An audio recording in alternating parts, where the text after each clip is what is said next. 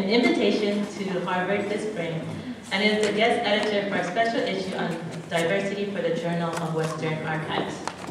Formerly president of the Hawaii Library Association, the Hawaiian Historical Society, and twice for this amazing organization, Helen has maintained certified archivist status since 2001 and was named a distinguished fellow of the Society of American Archivists in 2016. She served on the advisory board of the Archives Leadership Institute at Purdue for the next 3 years. And since we have several Society of American Archivists student chapter students here, she is also one of the recipients of the 2018 Leila Kukui Award, an award given to archives professionals dedicated to archival education and advocacy. So please give a warm welcome to Helen Wong Smith.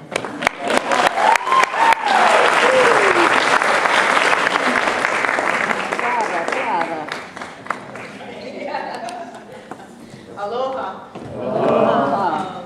Yeah, so Brooks, you were worried about being between them and lunch, and now I have to worry about food coma.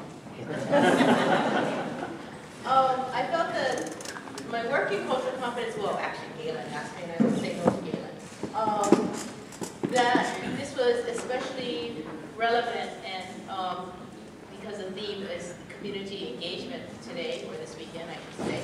So basically, why cultural competency? We talk about diversity a lot in this profession and others, and there. Okay, so why do I feel that this is so very important?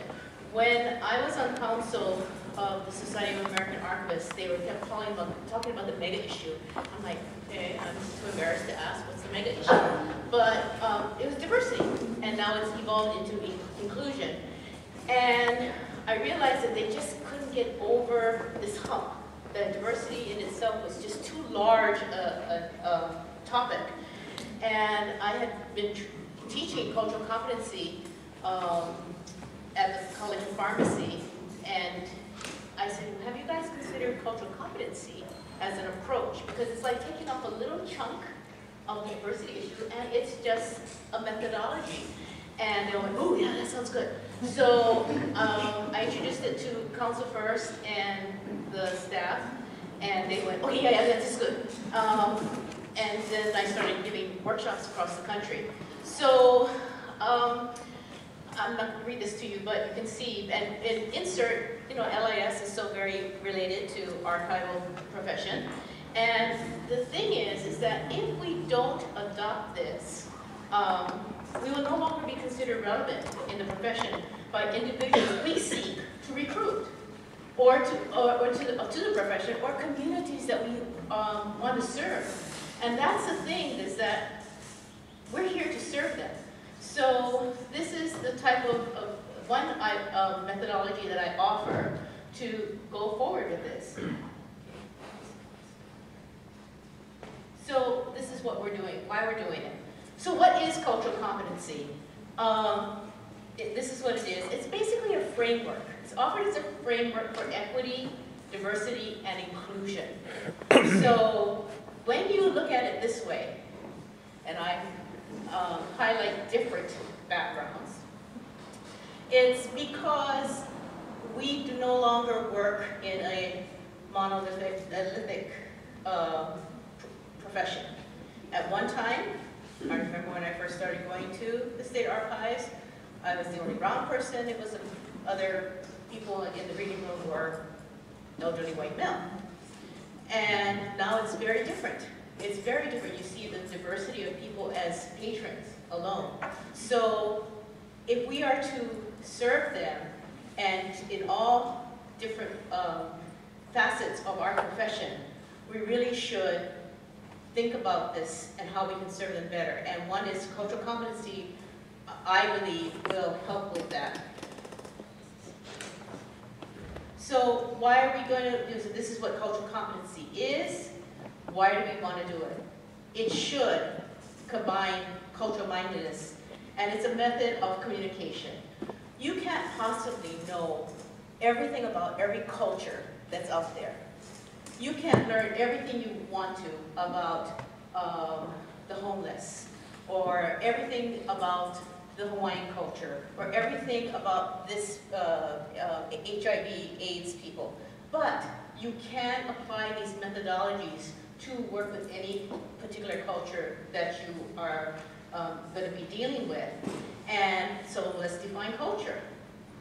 So these are a couple of definitions that have been offered. They're like standards, there's so many, that you can choose from. So it's a culture, it's a knowledge that's unique to a society, but what I like better is the shared actions of groups of people that are expressed. And what I especially like is that it's results of historical or socially transmitted customs and knowledge and memories. So this is what I think shapes a lot of different cultures that we deal with here in the islands, is that you have to remember that people will have a certain way of remembering things. My father was an insurance man, and he says, oh yeah, this particular group, I'll just say it, the Filipinos rather work with me, Chinese. They don't want to work with my Japanese workers because of what the Japanese did to them during the war. So you have to remember, be sensitive to those types of things. Kelvin White states that what shapes archival processes and concepts? Culture. What is remembered, recorded, is shaped by culture. The archive's form is shaped by culture. So these are some of the things that I encourage you to think about, and I'll give you several examples as we go along. So in cultural competency, you have a continuum. And it's a formative assessment, which is ongoing, in which will often place you in an uncomfortable position. When I give these full-day workshops, I do not give the survey out that says, I get along with people who are not like me, scale from 1 to 5. Oh, come on. Or I disrespect people who are like, who's going to admit to that? Come on, really? So I do a different assessment. But if you truly embrace cultural competency, you will recognize, hopefully, that sometimes, oh yeah, I didn't do that. I say I do that, but when it came time to working with somebody that has a different culture from me, I blew them off, or I didn't respect their knowledge or their approach or what have you. So it is grounded in self-awareness. So this is why it's a continuum. And the sad part is that if you don't like my graphic, here's another one. Cultural competency, you've got the destructive behavior. We don't care about that particular group. We're the ones in charge. I'm in charge of this archives. I will determine what gets saved or accepted and what have you. They're not important enough. Their donation doesn't come with money. What have you. So you have this, this scale, but the thing is that you can slide backwards. You will try and try and try, and there's a possibility that you will slide backwards, depending on the different cultural group that you're working with, depending on the person, that one person that you're dealing with. And in her 2017 monograph, Professor Nicole Cook, and her book is Information Services to Diverse Populations, Developing Culturally Competent Library Professionals, she states, it's possible to move backward on the scale. And she highlights cultural humility within cultural competency. And there's a lot of material written about cultural humility, and that's something that's an integral part of cultural competency. My friend Manu Meyer, some of you have heard of, a Hawaiian philosopher, and when she is a great example of cultural competency in the sense that she and I worked together years ago at Napuano'ia, the Center for Gifted and Talented Native Hawaiian Children, and she went off to Harvard to get her PhD. I had a second kid. And she was teaching cultural competency, and I would share certain things, and she goes, that's it, students, listen to Helen, that's cultural competency. I'm like, no, it's not, that's librarianship. But it was just a matter of recognizing my value that I could give to her class. And I like what she said, this is something, conflict is the midwife of clarity. Now, I don't have any tattoos, but I would maybe put that, just to remind me that we will be in conflict and don't shy away from it. That conflict can facilitate the clarity. This is one of my favorite cartoons to bring this home. And I don't know if you can read it, but it's two maids sitting on the park bench and they say, they learn how to say gracias and we're supposed to be thankful. And that's something that I often encourage people to realize, like, you know, just saying a few terms or just doing this superficial does not make you culturally competent. And don't expect that culture that you're working with to go, oh, you're so wonderful. You just learned, you know, how to say this, or you understand that. It is the beginning. So let's talk about what are cultures.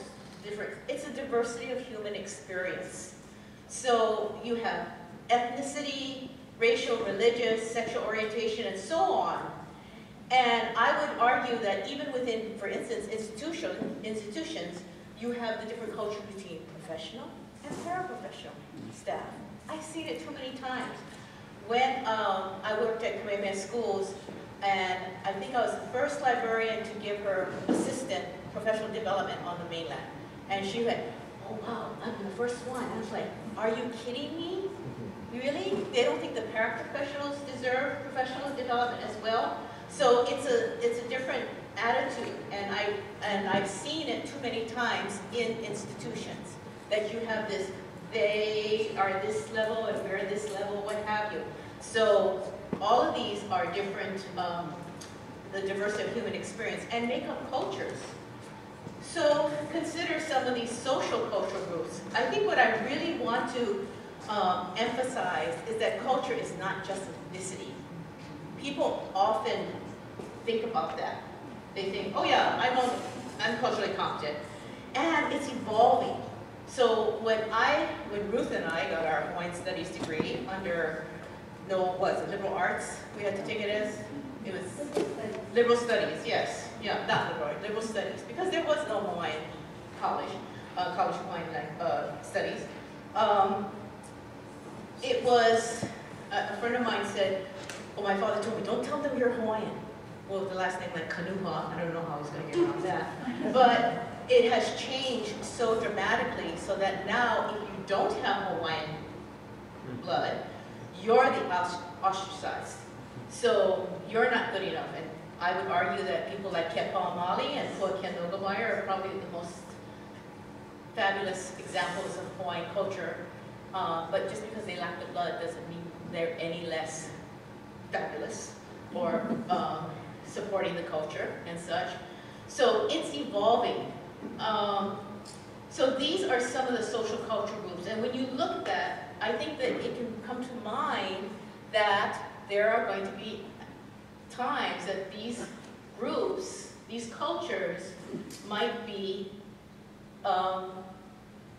stereotyped or discriminated against, what have you. So what following the Manu Meyer and now the Kapena model, I would like to ask you to share, if between yourselves, talks amongst yourselves, have you been the recipient of any kind of cultural stereotype? I know I have. So go, you have 2 minutes.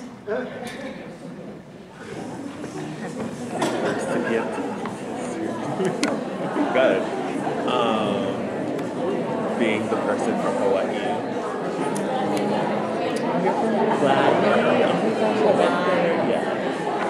That thing. Yeah. And so what would they say? Like what would they assume about you? Living in Canada. Is your model at Yeah, living in constant state of like optimism. I went there for the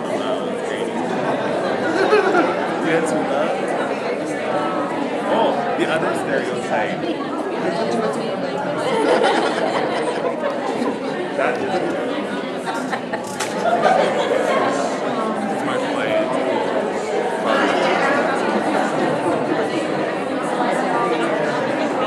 Never thought that about me. Always just think really open. I'm not sure like where I am.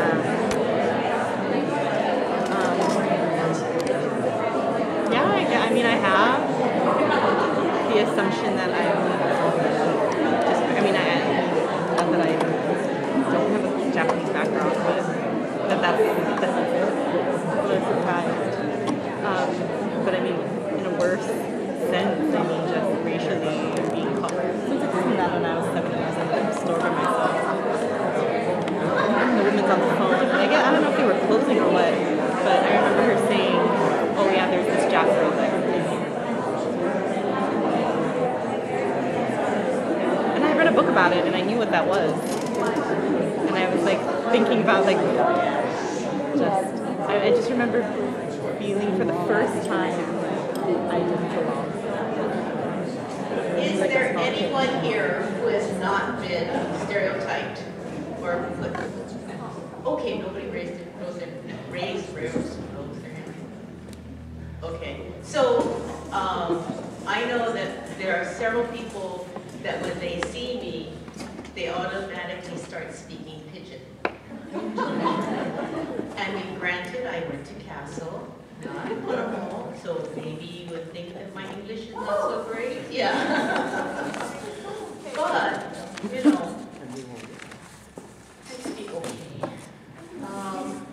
So these are things that if you've been the recipient of cultural incompetency, hopefully you'll remember how that feels, and this will help you identify or at least empathize with others. Ellen Elizabeth, she's the curator of the Immigration History Research Center, Archives and Head Migration Social Services Collection at the University of Minnesota. And she approached me several times at SAA, and she just came up with a new article on cultural competency in the American Archivist. And she identifies the 3 aspects toward effective interaction with difference. One is the knowledge, the cognitive side of it, and that's self-awareness. And that's something that I bring home to people when I do my workshops and say, okay, basically, here's different color beads representing different ethnicities, okay, or races, or what have you. And every time I ask you a question, you put that color in your Ziploc bag, and it's colors in my bag. And when I do this, it basically asks people, you know, who are the people, the informative people in your life? And the responses I've had were, wow, I didn't realize I was so white, or wow, I'm really not very diverse in my interactions with other people.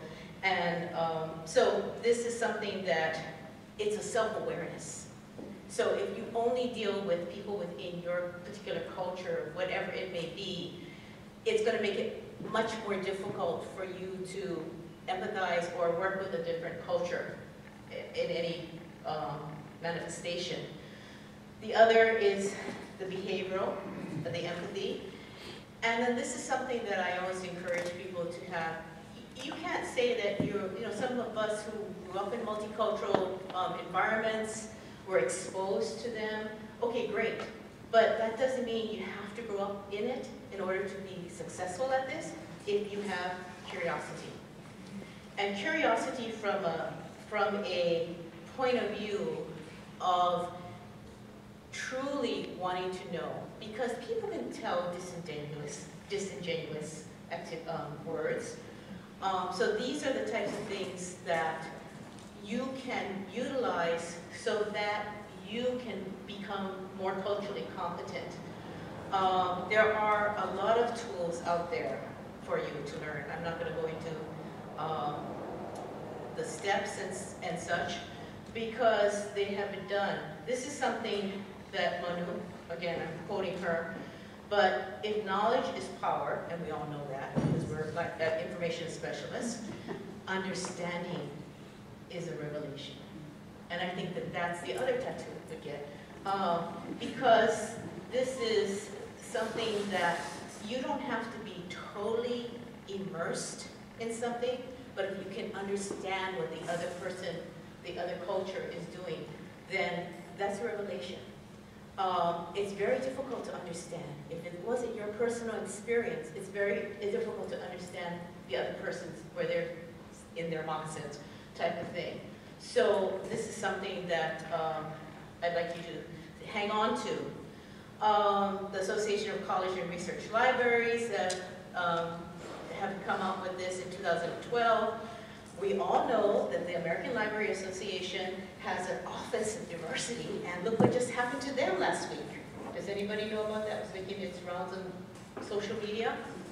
It was a council member, woman of African-American ancestry, and evidently a gentleman on the board was attacking her in a public forum, and nobody put an end to it. Nobody stopped it. And they later tried to do, and she, of course, went on social media and said, you know, this is what happened to me, this was disrespectful. He expected me to be in a subservient role because I'm a woman, I'm black, and so on. And then the ALA tried to do damage control and brought in their attorney and tried to tell me, oh, you know, it's okay. And she goes, no, it's not okay. I'm an attorney too. And I know exactly what your game plan is. And it's not going to silence me because what he did was disrespectful and it should not be allowed. So you can have these things. You can have them academically. You can have them in your policies. But if you don't act on them, it means butt-face. So, but there are things out there that you can utilize. Now, the JAPSM, the Johnny Burns School of Medicine, has had a Native Hawaiian Center of Excellence that I used to work for. Yes, I know, those of you who have known me a long time, where the hell is she now? But when I worked for them, it was just about getting Hawaiians into the medical fields. That's all it was. It was just trying to get them exposed to medical fields and such. They have now created this entire cultural competency development training. They take them to Kaolave, they take them out in the Kalo, in the Lo'i, they take them out and do all these things. I had a former intern, and his comment, who was of Hawaiian ancestry, and his comment was, why is physical labor considered cultural? And he goes, they always want to put us out in the Lo'i, build a wall, build a fish pond, and they call it Hawaiian culture. Why? And I went, oh, I'm glad you said that. So that's the other thing, it's not one-dimensional. And I can understand what JAPSM is doing because they're getting these faculty members from all parts of the world, not just the country, and they're trying to introduce them. It's place-based, okay? But I would argue that cultural competency is not just the host culture, because so many of us have multi-layers, and that's the other thing to think about. So, for instance, Sitar has a great program as well, and they have this presentation on the U.S. affiliated Pacific Islands, and they're talking about, you know, these different Pacific Islanders are talking about how food and culture events play in, and you can read all these things, okay? You can read them and think about, okay, time is more fluid, it's a more fluid concept. My stepdaughter used to work for a tribe in Seattle, and they said the same thing, you know, time is more fluid, it's not gonna, you know, we're not necessarily gonna be on time. And she goes, that's just your excuse. I was like, okay, no, that's not. But how you actually implement these things. So when I was at the Kauai Historical Society, I had undergraduates from KCC as interns, and one was from Ni'ihau. And she would just not show up one day. And when she came back in, I said, oh, you know, are you okay? What happened? And she goes, oh, my auntie wanted me to help her at home. Now, I'm not going to get mad at her and say, you know, that's not how it is in the real world, honey. You gotta be, or at least call me or anything. You have to be cognizant of her culture. and in her culture, Auntie wanted me to help at home, okay. Okay, you can take it forward, but I'm not gonna ding her for not calling me or not showing up that day, because that is her culture. Family, my auntie's wishes come first, and I can ease her into maybe in this culture of this environment, this is what the protocols, think about this next time, would be helpful. So, here's another link that, quote, and as you can tell, the only time I have time to read is the New Yorker, so all my quotes are from the New Yorker. Never read the Star Advertiser. And I think this is a very powerful way of showing the differences in culture. Can you all read that, or do you want me to read it out loud? We like your voice. Oh, you like it? Okay. The Americans think if everybody is like me, they're less likely to attack me. The Chinese don't think like that.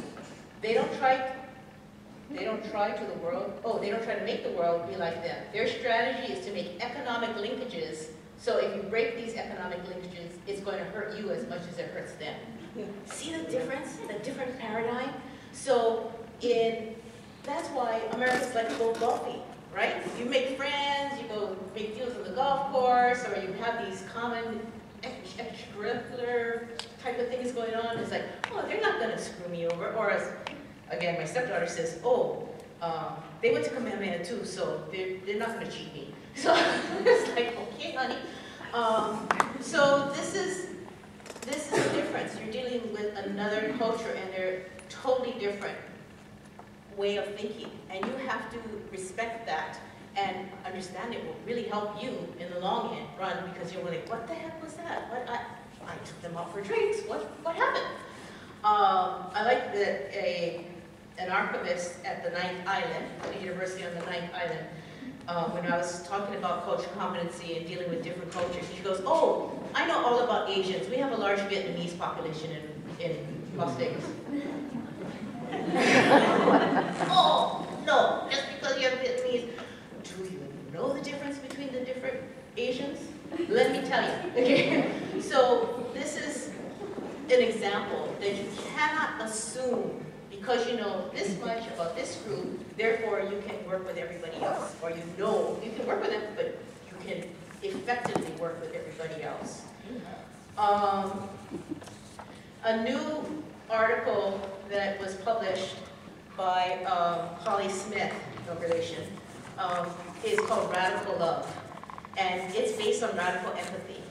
And they are from the point of view that there is an assumption, and I think we've seen this in many cases. There is an assumption, she writes, that Black people have no problem and in fact are obviously inherently more qualified to work with Black archives and Black communities. The same goes for Indigenous archivists working in Indigenous collections, Latino archivists working in those collections, LGBTQ archivists working in those collections, so on. And I would argue that, and if you read the Diversity Reader by SAA, put out in 2014, I think it was, that they said, you know, I'm tired of being the single Hispanic in my collection, and anytime a Hispanic donor or patron comes in, they just automatically send them to me. And that was the same thing that happened to me at UH Hilo, is that, oh, you have a Hawaiian reference question? Oh, wait, just go back there and talk to Helen. You know, why can't we all learn enough about it to at least not alienate the person that you're dealing with and actually show them that you care? And this is the thing that this is the part that I think is kind of paradigm shifting, is that archivists are not apolitical, passive keepers of dead records of the elite. I kind of get in trouble with that when I went to Kauai Historical Society, and I said, you know, archives should not be just collecting the records of rich white men, and like judges, and one of my board members was a judge, so that kind of shocked me. But yeah, well, you know, the DeMello comes out often. But because we have the ability to actively shape history, and because of what we choose choose to collect. And that is something that I would argue that we have to keep in mind quite often. I think a very inspiring talk was given to us, was it 2000 in Portland, yeah? This is when we were there in Portland, 17, yeah. So there is a small part of our Hawaii contingent. This was on the West Coast, more of us went. And Leader Irisha gave a fabulous keynote. And so we were all like, ooh, we gotta take a picture of you. And it's the importance of community archives and memory. Because if you don't have the community's input, you're missing so much. If you only have the people who think so highly of themselves to come and donate their records to you, and you don't do outreach to the community, what are you missing? And I think a very poignant point, this was brought home when a certain private club on the east side of Hawaii was celebrating their anniversary, and so they went and they said, oh, we have to make a book about the anniversary of our very important club. And so they went out, and of course, who did they interview? They interviewed the past presidents, the biggest named members and such. And who did they leave out? The person who was in charge of maintenance for 40 years, and they left him out. Now, who's going to know the history of that club? Probably than the latecomer president. You know, I would argue that that's a community source that could give you much richer history than anybody else that they had interviewed. So, not only with our outreach, with our reference service, but I would argue just consider this component too. You know, description is one of our domains. We often think of access, reference, and outreach when it comes to cultural competency, but consider this archival activity. So these are a couple of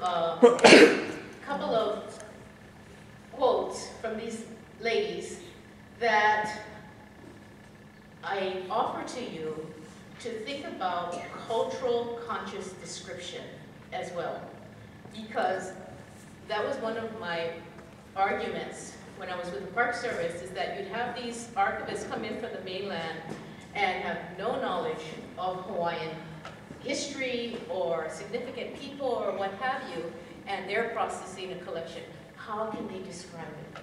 How do they know who certain people were in our history? Do they know significant events? Especially for local history, you know, something might have been very important to Maui and nobody else knows about it. But if you're describing that collection, it would help you to connect to the community, to understand, and you can better describe your collection, because after all, who's going to be looking for that information? It's going to be the community, or it should be. So this is something else that I would ask you to keep in mind. So there are a number of different ways. NARA is launching this Citizen Archivist Dashboard, and what they're doing is they're allowing you, very similar to what Pōkea did with the Hawaiian newspaper collection. You don't necessarily have to read Hawaiian, but you just need somebody to do typescript keyboarding. And so NARA's doing this. They're offering these different, they have a whole bunch of collections that you can choose from, and they just want you to transcribe. And then add any information that you may have, what knowledge you have about this collection. So this is just one example that is being done on a national level. I would encourage you that it can be done locally as well. And don't reinvent the wheel. Find out who's already been doing something similar. You know, when Brooks brought up the artifacts that you have there, talk to Kina'u. They talk about what Bishop Museum has had with their online ethnographic collection as well. Because we should not be reinventing, we should be all learning from each other. This is something that really gets my goat.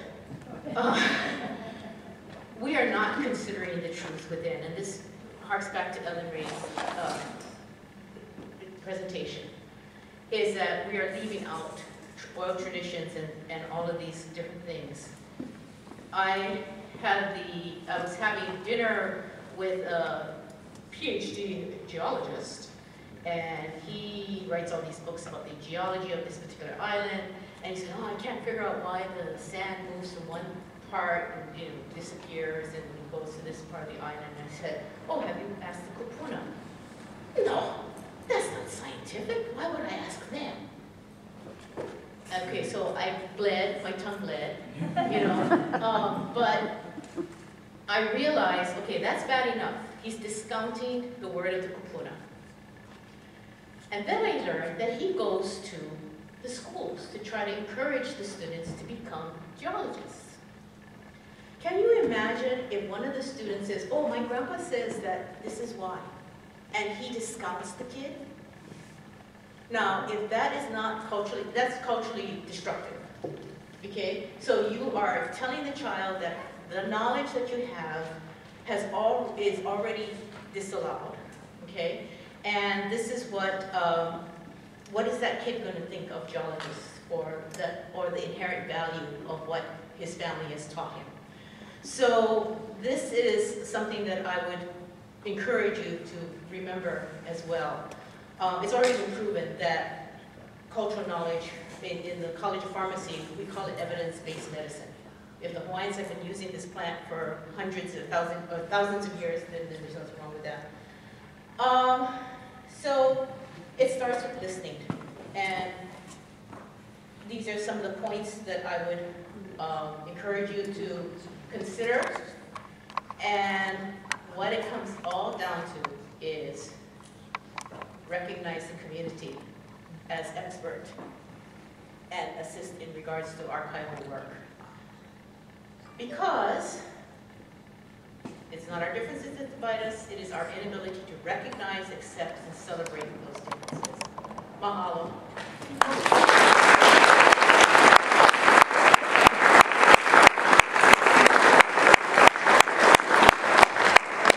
Thank you, Helen, for that wonderful talk.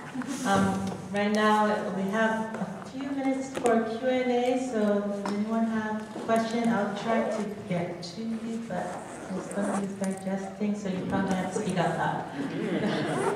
Any questions for Helen? No? Okay, I will. What year did you graduate from Castle? What do you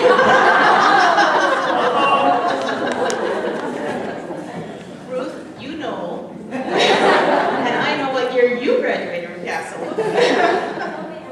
Okay, you and I both graduated from Castle, but Ruth is ahead of me. As a student, what kind of resources do you suggest us looking for to get a better understanding? Oh, there's quite a few resources, and I was just the editor of a new issue of the Journal of Western Archives, and that's going to be coming out any day now, and that's open source. I highly recommend that one because it talks about diversity far beyond what I've covered here today. It's fabulous. It talks about caretakers in the archival profession, how caretakers have such an impact on your professional abilities to move around and what have you. So that's one. Start off with the diversity reader, put out by SAA, and check out the new American Archivist issue. And are there any other possible resources that are beyond like reading, like conferences or spaces? My workshop for SAA has been captured, well, this is horrible. They had me do it online. So you can just go to SAA and the website and look under education, and it's an online course. It stinks. Because it's so much better when it's in person and you can interact with, I do a lot of dyads and such, and you can learn a lot more, but that's a basis, and that's available online. But my workshop will be given in Austin this year as well. And I'll talk about scholarships to get to Austin to you students later. Any other questions? We have one more question. None?